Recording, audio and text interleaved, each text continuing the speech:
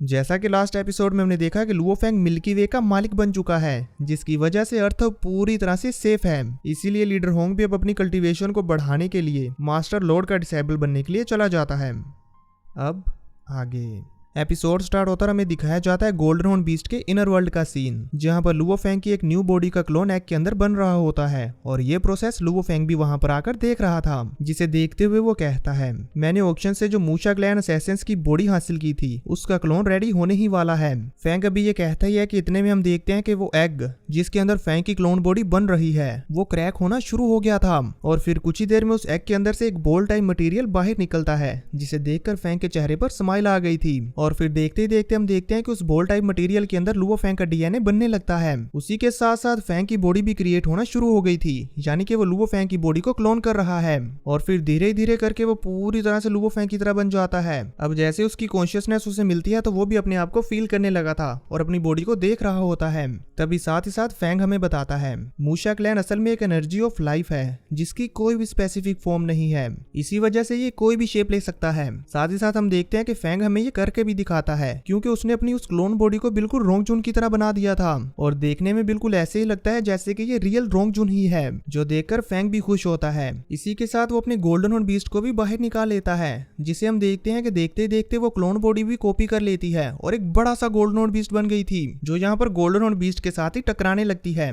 और फिर दोबारा से नॉर्मली फेंग की फॉर्म में आते हुए उसके सामने आकर खड़ी हो गई थी। उसे देखते हुए उसके बारे में फेंग हमें और बताता है। हालांकि इसका लेवल गोल्डन हॉर्न बीस्ट के साथ कंपेरेबल नहीं है, पर ये भी यूनिवर्स लेवल के सेकंड लेवल पर है और ये जो इसकी बॉडी के ऊपर सीक्रेट पैटर्न्स बने हुए हैं, इनमें लॉ ऑफ ओरिजिन स्पेस की पावर होती है। इन सीक्रेट पैटर्न्स की सपोर्ट की वजह से मुझे रोंगजुन से मिली हुई इल्यूजन क्लोन टेक्निक के बारे में और भी ज्यादा डिटेल मिलती जा रही है और इन डिटेल्स की वजह से ये ट्रेनिंग में मेरी बहुत हेल्प करेंगे। हम देखते हैं कि जैसे जैसे फेंग इसके बारे में सोचता है तो फेंग की वो मूशा क्लैन की क्लोन बॉडी अपना एक क्लोन बना लेती है, जिससे हमें ये मालूम हो जाता है कि लुओ फेंग की कॉन्शियसनेस उस क्लोन के साथ भी जुड़ी हुई है। जो भी फेंग सोचेगा वो भी बिल्कुल वैसा ही करेगा। अब उन दोनों को देखते हुए फेंग अपने मन में सोचता है, पहले मैं सिर्फ इस एब्सोल्यूट स्पेस टेक्निक से अपना सिर्फ एक इल्यूजन बना पाता था, फिजिकल फॉर्म नहीं, लेकिन अब मैं भी रोंगजुन की तरह अपने फिजिकल क्लोन बना सकता हूँ जिनके साथ मैं कॉम्बैट फाइट कर सकता हूँ। फेंग हमें ये करके भी दिखाता है, जो कि बिल्कुल सच होता है। इस टेक्निक को अच्छे से मास्टर कर लेने की वजह से वो अपने मल्टीपल क्लोन्स बना सकता था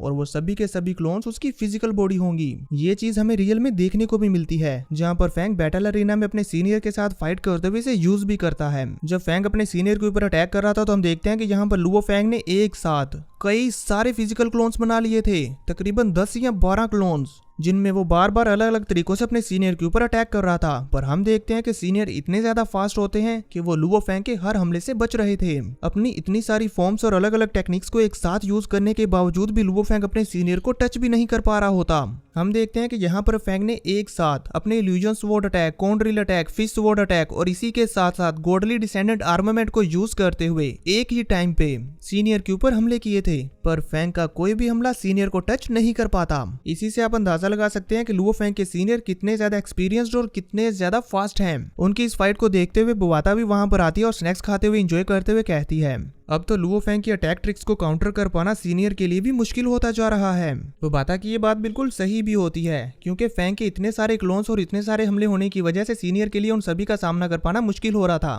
पर फिर भी वो फेंग के किसी भी अटैक से हिट नहीं होते। पर इस बीच जैसे उन्हें मौका मिलता है वो लुओ फेंग की रियल बॉडी के ऊपर एक जोरदार अटैक करते हैं, जिसे हम देखते हैं कि फेंग ने अपनी हेवनली फॉरबिडन शटल शील्ड से डिफेंड कर लिया था। पर सीनियर ऐसा होने नहीं देते, क्योंकि वो उसी पल बहुत ही तेजी के साथ मूव करते उसे एक जोरदार किक करते हैं, जिसकी वजह से फेंग के सभी क्लोन्स और फेंग भी दूर धकेला गया था। इससे पहले कि वो पीछे गिर पाता, वो अपनी स्पिरिचुअल पावर को यूज करते हुए सीनियर के ऊपर इल्यूजन स्वॉर्ड से अटैक करता है। पर सीनियर की स्पीड, सेंसिस और रिफ्लेक्सिस इतने ज्यादा फास्ट होते हैं कि वो फेंग के इस अचानक हुए हमले को भी डॉज कर लेते हैं। पर फेंग इसके बावजूद भी नहीं रुकता, वो अपने सभी स्पिरिचुअल वेपन्स को एक साथ यूज करते हुए सीनियर के ऊपर हर तरफ से अटैक कर रहा था, पर सीनियर उसके हर हमले से बच रहे थे, जो देखकर तो मुझे भी यकीन नहीं हो रहा था कि ये कैसे पॉसिबल है। अब क्योंकि सीनियर को फेंग के साथ फाइट करने में बहुत ही ज्यादा प्रॉब्लम हो रही थी और वो सिर्फ खुद को डिफेंड करे जा रहे थे, वो फेंग पर हमला नहीं कर पा रहे थे। इसी वजह से वो बाता उनके पास आते हुए उनसे कहती है, जियोजिया, एक सीनियर के तौर पर अब तुम्हारी पोजीशन और ज्यादा देर तक मेंटेन नहीं रहेगी।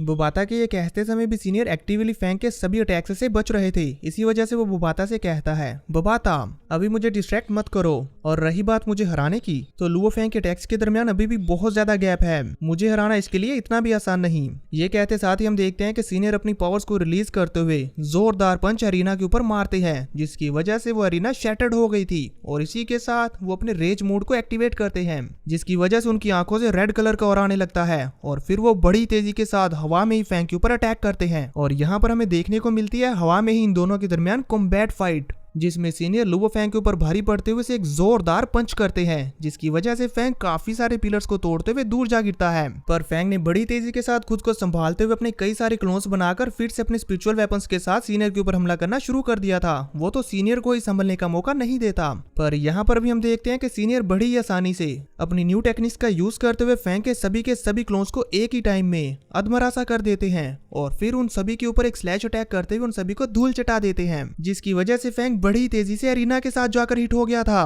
और यहाँ पर हमें ये भी देखने को मिलता है कि लुओ फेंग अपनी ह्यूमन बॉडी का इस्तेमाल नहीं कर रहा, बल्कि वो अपनी मूशा ग्लैंड की बॉडी का इस्तेमाल कर रहा है, और इसी बॉडी की वजह से वो एक साथ कई सारे फिजिकल क्लोन्स बना पा रहा है। उसकी इस न्यू बॉडी को इतनी तेजी के साथ मूव करता हुआ देखकर और इतनी जल्दी से खड़ा होता हुआ देखकर सीनियर भी उसकी तारीफ करते हुए कहते हैं, लुओ फेंग तुम्हारी ये मूशा क्लैन की बॉडी का क्लोन वाकई तुम्हारी ह्यूमन बॉडी से कई ज्यादा फास्ट और चुस्त है, पर ये फिर भी हमारे बीच का स्ट्रेंथ गैप खत्म नहीं कर सकता। इसी के साथ हम देखते हैं कि फेंग ने फौरन से अरीना में खड़े होते हुए अपनी बॉडी के दोबारा से 7-8 क्लोन्स बना लिए थे, जिन सभी के साथ उसने लगातार सीनियर के ऊपर स्लैश अटैक्स करना शुरू कर दिए थे, पर सीनियर उनसे बड़ी आसानी से बच जाते हैं। पर फेंग इतने से ही नहीं रुकता, वो अपने हर क्लोन से बार बार सीनियर के ऊपर चारों तरफ से स्लैश अटैक्स करवाया जा रहा था, और सीनियर भी बड़ी तेजी के साथ उन्हें डॉज कर रहे थे। पर इसी बीच जैसे ही उन्हें मौका मिलता है, वो दोबारा से फेंग की रियल बॉडी को एक जोरदार हिट करते हैं, जिसकी वजह से वो भी दूर जाकर जमीन पर टकराती है। पर इतने में फेंग के बाकी के क्लोन्स ने सीनियर के ऊपर हमला करते हुए उन्हें भी अरीना में पटक दिया था, और फिर जैसे ही दोबारा से वो क्लोन्स उनके ऊपर हमला करने के लिए आगे आते हैं, तो वो उन्हें इतने ज्यादा जोरदार पंच मारते हैं कि वो सभी के सभी क्लोन्स डिस्ट्रॉय हो गए थे। आप स्क्रीन पर देख ही सकते हैं कि ये नजारा कितना ज्यादा जबरदस्त होता है। और फिर लास्ट में सीनियर लुओ फेंग की रियल बॉडी को पकड़ते हुए उसे जोर जोर के साथ अरीना के ऊपर पटकते हैं, और फिर दोबारा से पकड़कर उसे जोर के साथ घुमाते हुए एक पिलर के ऊपर दे के मारते हैं, जिसकी वजह से अब फेंग की भी होश ठिकाने आ जाती है, और उसे मालूम हो गया था कि वो इस तरह से तो सीनियर को नहीं हरा सकता। इसलिए वो फिर से खड़ा होते हुए कहता है, अभी ये खत्म नहीं हुआ। इसी के साथ वो अपनी गोल्डन हॉर्न बीस्ट की बॉडी को बाहर निकाल लेता है, जो वहां पर आते हुए जोरदार रोर करती है। पर वो इतने में ही नहीं रुकता, बल्कि वो अपने गोल्डन हॉर्न बीस्ट के कई सारे फिजिकल फॉर्म्स बना लेता है, और अब इन सभी गोल्डन हॉर्न बीस्ट ने बैटल एरिना को चारों तरफ से घेर लिया था। खुद को इतने सारे गोल्डन हॉर्न बीस्ट में घिरा हुआ देखकर सीनियर जियोजिया को भी कुछ समझ नहीं आ रहा था कि वो क्या करेंगे। वो भी एक अजीब सी कश्मकश में खो जाते हैं, जबकि लुओ फेंग हमें यहाँ पर बता रहा होता है, हालांकि मेरी ह्यूमन बॉडी सिर्फ 5 इल्यूजन फिजिकल फॉर्म्स बना सकती है,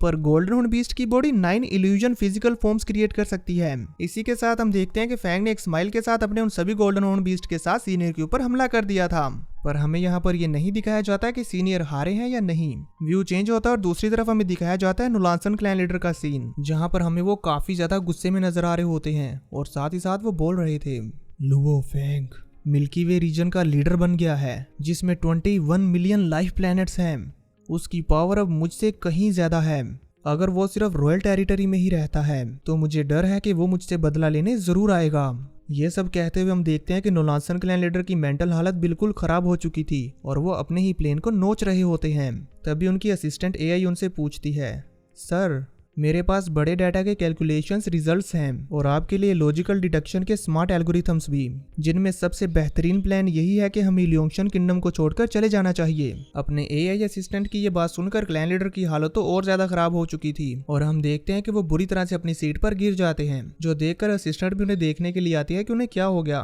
पर हम देखते हैं कि वो तो यहाँ पर बिल्कुल ऐसे नजर आ रहे थे जैसे कि अब उनकी बॉडी में जान ही नहीं बची, जो देखकर उनकी असिस्टेंट काफी ज्यादा परेशान हो गई थी, और वो वहां पर उनके लिए रोने भी लगती है। बेसिकली दोस्तों यहाँ पर नुलानसन क्लैन लीडर लुओ फेंग की अचीवमेंट्स को देखकर सदमे में है। वहीं दूसरी तरफ हमें दिखाया जाता है कि ग्रैंडपा हारग्रेव अपने थ्रोन के ऊपर बैठे हुए थे। तभी 9th प्रिंसेस उनके पास आते हुए उन्हें ग्रीट करती हैं, और बताती हैं कि अभी अभी 3x माउंटेन ने एम्परर को रिपोर्ट की है कि रॉयल टीम ने रियाल्म विद इन रियाल्म में ब्रूटल किलिंग्स की है, और उन्होंने बिला वजह ही जंग करते हुए बहुत सारे लोगों को मारा है। वो लोग जंग के लिए हमें जवाबदार ठहराना चाहते हैं। 9th प्रिंसेस की यह सारी बात सुनकर ग्रैंडपा हारग्रेव कहते हैं, लुवो फेंग के मिल्की वे रीजन के लीडर बनने का मतलब है कि अब 3X माउंटेन और रॉयल टीम के बीच का बैलेंस बिगड़ चुका है और इसी वजह से 3X माउंटेन को ये रिपोर्ट करने का हक भी है, जिसकी वजह से एम्परर भी फिलहाल किंगडम की डिग्निटी को कंसीडर करेंगे। इसीलिए वो 3X माउंटेन को डिफेंड नहीं करेंगे अनलेस लुवो फेंग उनकी अटेंशन को अपनी तरफ अट्रैक्ट ना कर ले। यानी कि दोस्तों, लुवो फेंग की वजह से अब रॉयल टीम भी मुसीबत में आ सकती है, जिसकी वजह से ग्रैंडपा हारग्रेव और ब्रोलिन की हालत बद से बदतर हो सकती है। अब इसके बाद हमें दिखाया जाता है लुवो फेंग को, जो अभी भी अपने गोल्डन हॉर्न बीस्ट के इनर वर्ल्ड में होता है और यहाँ पर वो हमें अपने गोल्डन हॉर्न बीस्ट और क्लाउड रबिंग वाइन के बारे में बताता है कि मेरा गोल्डन हॉर्न बीस्ट अब पहले ही यूनिवर्स लेवल के 9th लेवल पर पहुंच चुका है और मेरी cloud rubbing wine universe level के 6th लेवल पर पहुंच चुकी है, जबकि मेरी ह्यूमन बॉडी भी स्टार लेवल के 9th लेवल पर पहुंच गई है। और मजे की बात यह है कि जीनियस बैटल की स्टेज 2 का पीक फाइटिंग टाइम भी करीब करीब है। अब ये सब बताने के बाद हम देखते हैं कि लुवो फेंग अपने विला में आ जाता है, जहां पर वो अपनी फैमिली के साथ एक अच्छा टाइम स्पेंड करता है। उसके बाद वो जीनियस बैटल के लिए रेडी होते हुए जीनियस बैटल की तरफ निकल रहा होता है। तभी जीनियस बैटल में जाने से पहले वो उसके एंट्रेंस को देखते हुए सोचने लगता है, इस पूरी जर्नी में 822 बिलियन पार्टिसिपेंट्स में से ब्रेक थ्रू करते हुए फर्स्ट 1000 नॉमिनेट्स में आना आम लोगों के बस की बात नहीं है और अब मेरी जिनके भी साथ फाइट होगी वो सभी एक्स्ट्रा ऑर्डिनरी होंगे। ये सब सोचते हुए फेंग एक बार अपनी फैमिली की तरफ पलट कर देखता है, जहां पर हम देखते हैं कि सभी लोग फेंग को बड़े ही प्यार से अलविदा कर रहे थे और उसके जीत कर वापस आने की उम्मीद लिए होते हैं, जो देखकर फेंग भी एक स्माइल के साथ गैलेक्सी की तरफ देखता है और अपने मन में कहता है, ब्रदर होंग ने भी आखिरकार अपनी ट्रेनिंग जर्नी को शुरू कर दिया है, तो अब मैं भी ऐसे ही पीछे नहीं हट सकता। क्योंकि अभी इससे पहले कि फेंग इससे आगे कुछ कह पाता, इसी के साथ वो उस इंटरेस्ट में इंटर हो जाता है और इससे आगे वो क्या कहने वाला था ये आप सभी दोस्त मुझे कमेंट बॉक्स में बताएं। देखते हैं कौन आप सभी में से सही बताता है।